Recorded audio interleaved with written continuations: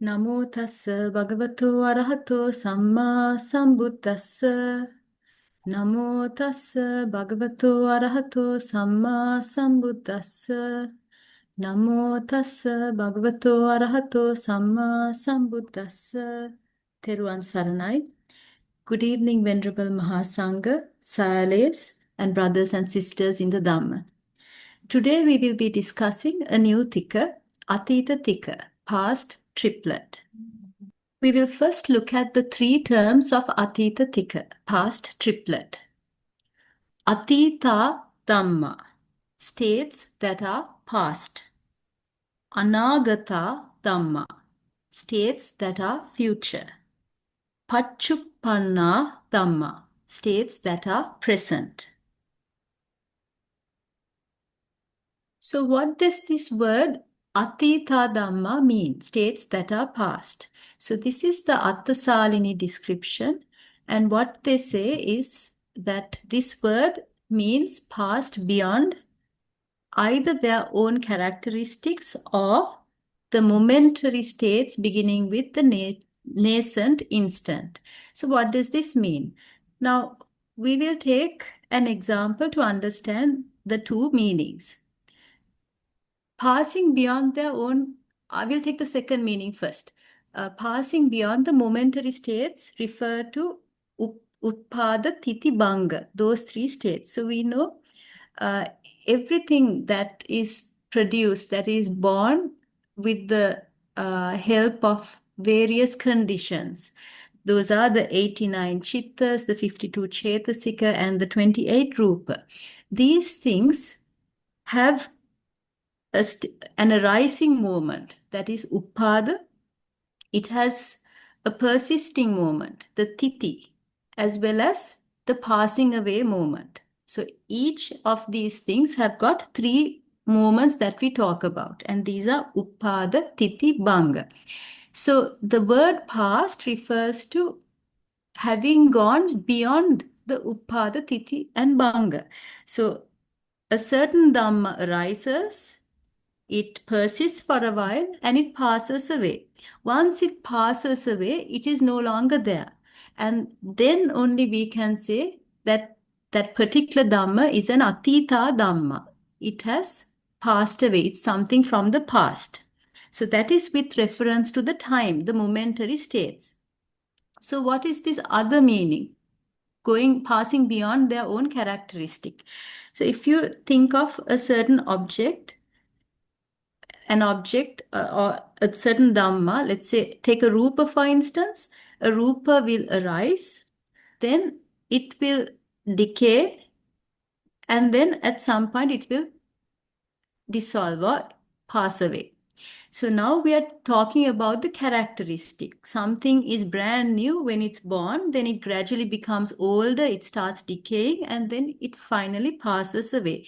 So whether you think of it in terms of the characteristics or whether you're thinking of it in terms of these momentary states or the time, the word Atītā Dhamma means having gone beyond these two definitions. So either the characteristics or the time. So that's what Atītā Dhamma means. We will now look at the Nikkepa Khandha, the summary section description of Atītā Dhamma. Katame Dhamma Atīta, which are the states that are past. Ye Dhamma Atīta, those states that are past. Niruddha are extinct. Vigata, dissolved. Viparinatha, changed. Attangata, terminated. Abhattangata, exterminated. Uppajjitva vigata, are past. I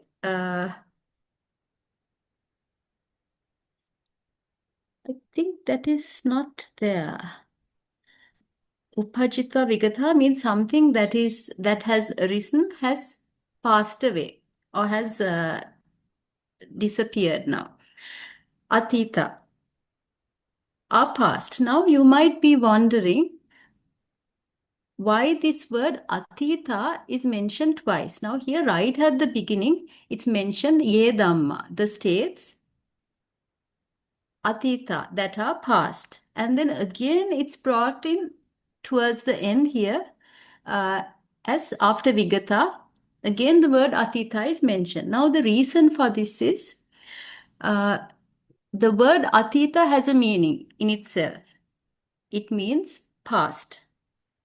Then before the last two words, again it's brought in. That is to say that all of these words mentioned before, Niruddha, Vigata, Viparinata, Atthangata, Abbattangata, all of those words refer to Atīta.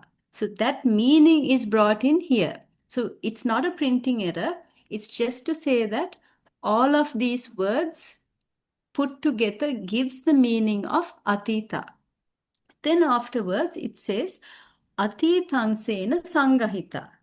That means are classed among the things that are past. So now we are going to classify these things that are called past in that category called Atītaṅsena Saṅgahita. So they are classifying the things that are past in one group. That is what the last two words mean.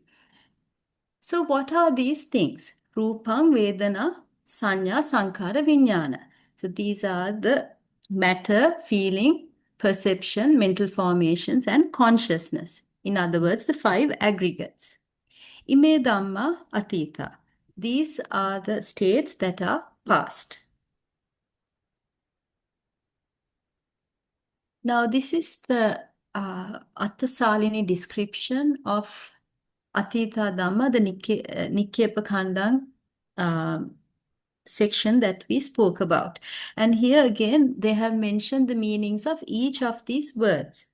And now here it's mentioned in the last line, the reason for the repetition of the word past, Atīta, has been given above. Now this is with reference to the description given under Uppanna Dhamma. So under Uppanna Dhamma, it was mentioned. So I will share that slide now. Okay, so here it is mentioned the reason in the repetition of have arisen should be understood by the said method. So this said method means all of these words given beforehand. So jata, bhuta, sanjata, and so on. All of these words describe uppanna, that word. So that is why it's mentioned here. So coming back to our present slide. So the reason here they have the reason for the repetition of the word past, Atīta, has been given above. This is referring to that paragraph which we spoke about last week. So again, to summarize, the word past or Atīta Dhamma is described using several words. That is because the language is quite diverse. The dialects are diverse in past India. So certain people would understand it if it was used in different words. So if it was described using different words. So that's why here the words Atīta, Vigata, Niruddha, so on, several words have been put together to give the same meaning. And towards the end, again Atīta is mentioned. That is because this Atīta Dhamma, that word Atīta can be described using all of these words mentioned before. So that is why it's mentioned twice. So what are the Dhammas that we classify under Atīta Dhamma? So here we get all the Dhammas that are subject to Uppada Thiti Bhanga, those states. So these are the 89 Chitta, consciousness, 52 Cetasika, mental factors, 28 Rupa, matter, that have already passed away. We will now move on to the next term, Anāgatā Dhamma, states that are future. Now, for this again, Atthasālinī gives a description. So what it says is that by future is meant has not reached the two conditions that we mentioned under past, which are their own characteristics or the momentary states beginning with nascent instant. So any Dhamma that has not reached these two conditions are called Anāgatā. So in other words, what are this? How can we understand this? So if we talk about the time, we said the three momentary states are Uppada, Titi, Bhanga. The time that it arises, Titi is the persisting period, and Bhanga is when it finally disappears, passes away. So if something has not reached these three moments, that means starting with Uppada, the Uppada hasn't taken place. It is not born yet. So it's something in the future. Or if you take it in terms of characteristics. So characteristics is at the time something is born, it's brand new, then it gradually decays and finally it passes away. So then in terms of characteristics also, it has not reached it. So something that is in the future or has not reached these two conditions are the Dhammas that we classify under Anāgatā Dhamma. Now let's look at the Nikkepa Khandha, the summary section description. Katame Dhamma Anāgatā, which are the states that are future. Now here again, it's given, the description is given using several words. Ajāta, Abhūta, Asaṅjāta, Anibbatta, Anabhinibbatta. So here, the states that are not born yet, unborn, that have not become, not been gotten, nor created, nor recreated, nor made manifest, that have not arrived, are future. So again, similar to the Atītā Dhamma, the word Anāgatā. No, sorry. Here, of course, it's not mentioned. Here, Anāgatā is mentioned only once. So what is the meaning of Anāgatā? All of the words described before. Ajāta, Abhūta, Asaṅjāta, so on. These are called future or Anāgatā Dhamma and are classed among the things that have not arrived. So what are these Dhammas? Again, it's the same Dhammas. Rupa, Vedana, Sanya, Sankhara, Vijnana. In other words, the 5 aggregates. Ime Dhamma Anāgatā. These are the states that are future. So what are the Dhammas that are Anāgatā? Again, it's the same Dhammas, the 89 Chitta, 52 Cetasika and 20 Rupa. But the difference is these Dhammas have not been born or not arisen yet. And if we go back to the previous slide, this description might sound a little familiar to you. That's because last week we spoke of something called Anupanna Dhamma. So Anupanna Dhamma refers to basically the same thing, things that have not arisen yet, states that are unborn. So Anāgatā Dhamma and Anupanna Dhamma basically means the same Dhammas. So here, the 89 Chitta, 52 Cetasika and 28 Rupa, which are not born yet. Sorry, Doctor, can I just clarify? The Anupanna is slightly different from Anāgatā, right? There's no vipaka. Sorry, what? Anupanna? Yes. No, that is Upadino. Upadino is the vipakas only. Anupanna, wait, sorry. Anupanna. Yes. So the words describing it, Ajata, Abhūta, Asaṅjāta, those are of course the same. But the Dhammas would be different. Yes, correct. We now come to the last term, Paccuppannā Dhamma, states that are present. So here by present, it is meant uprisen in dependence upon this or that cause. So we know that the Dhammas, the 89 Chitta, the 52 Cetasika, and the 28 Rupa, these Dhammas arise in dependence on certain conditions. And these are the conditions, the 24 conditions that are described in the pakaraṇa. So here, uprisen in dependence upon this or that cause refers to these conditions that come together in order for these dhammas to arise. So present means something that is there at this very moment. So a dhamma that has arisen and is now presently there at this very moment. So present means between the two entities, past and future. Past means something that has already disappeared.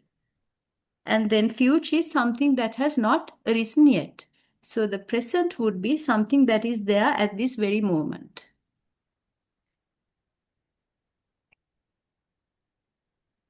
So now we come to the Nikkepa Khandha, the summary section description. Katame Dhamma Paccuppannā. Which are the states that are present? Ye Dhamma Jata Bhuta Sanjata. So again, we have several words describing it. Those states that have been born, have been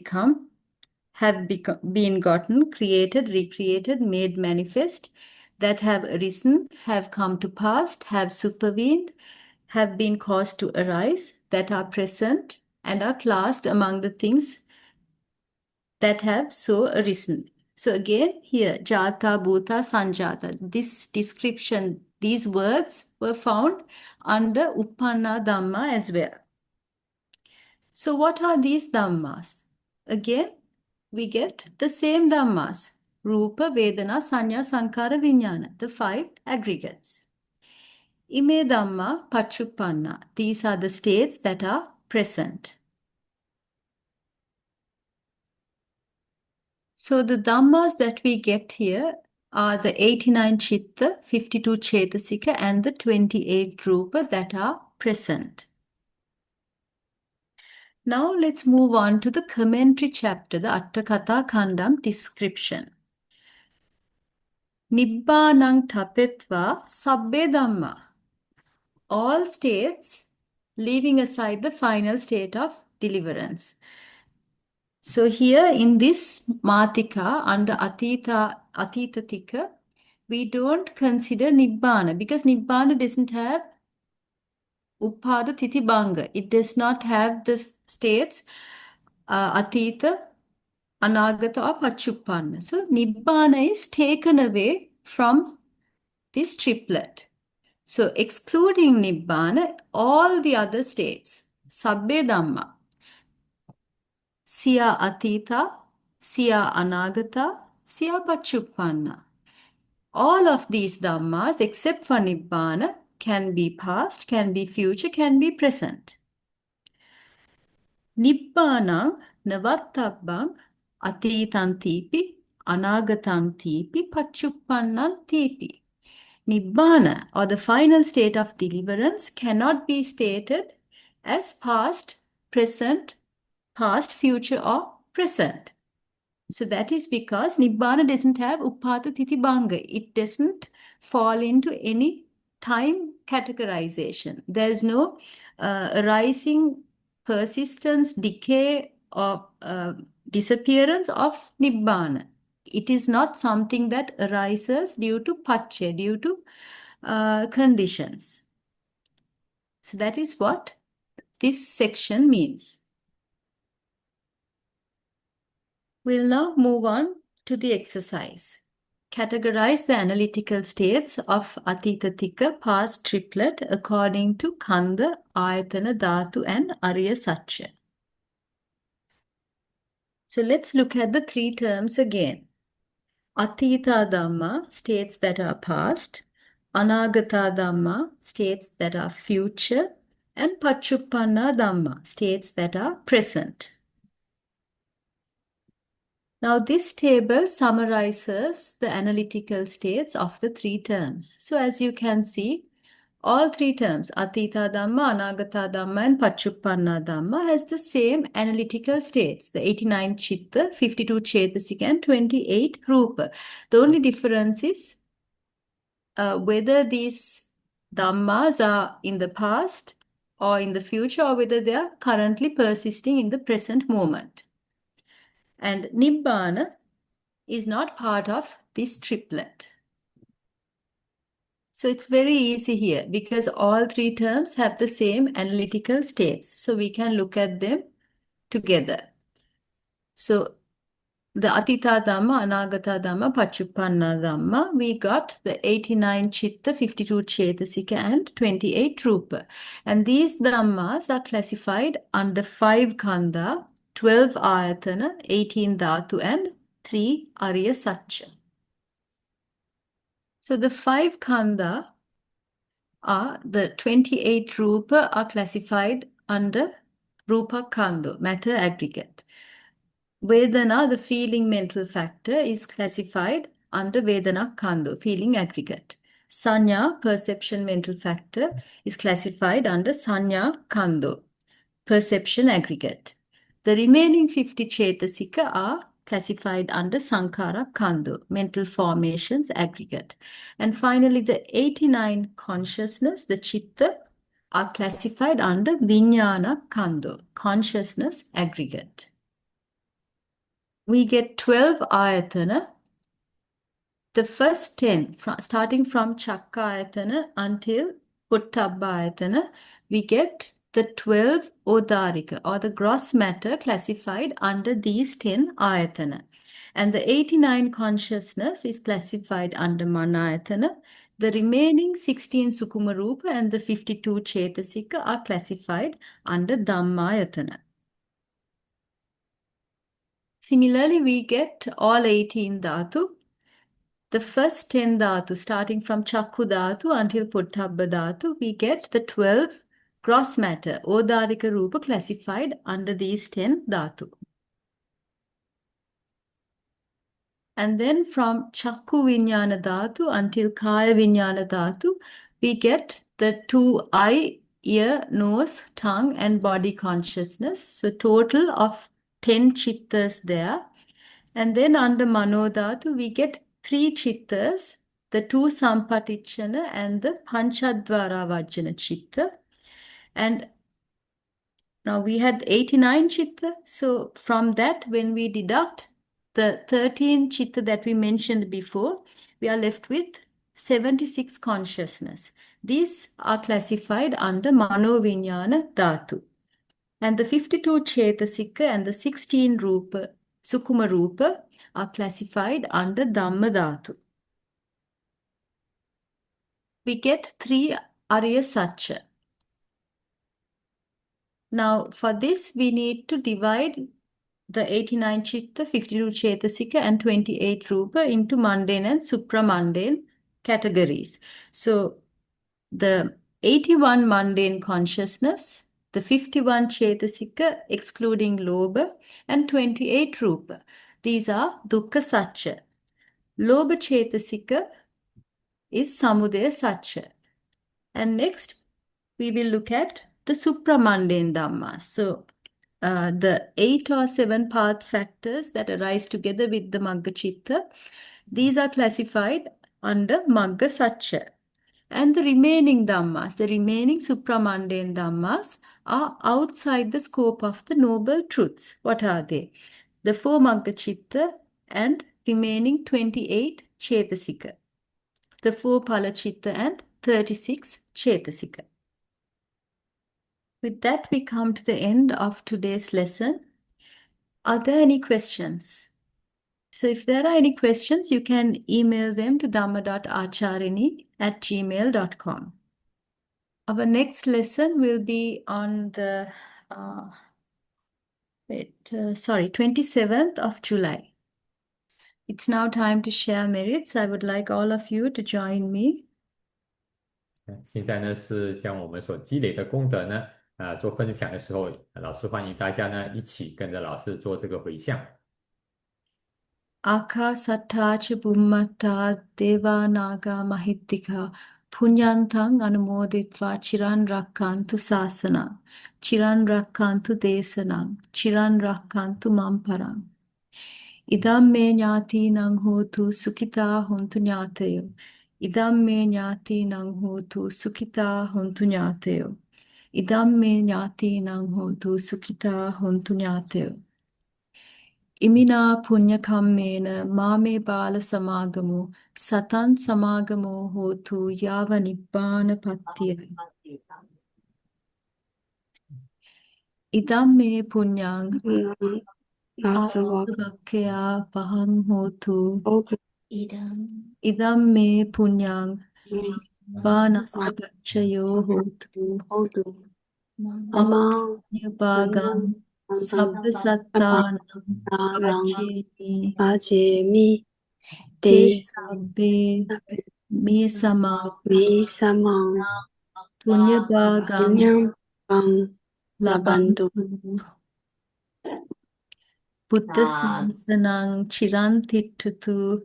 Buddha sasanang chirantittatu. Vedatu Buddha sasanang chirantittatu. Vedatu Sadhu, sadhu, sadhu. Satu Thank you very much, Doctor. Sadhu, sadhu, sadhu. Thank you very much, Doctor. Thank Sadhu, you, sadhu, Doctor. sadhu. Thank you so much, Doctor. Sadhu, sadhu.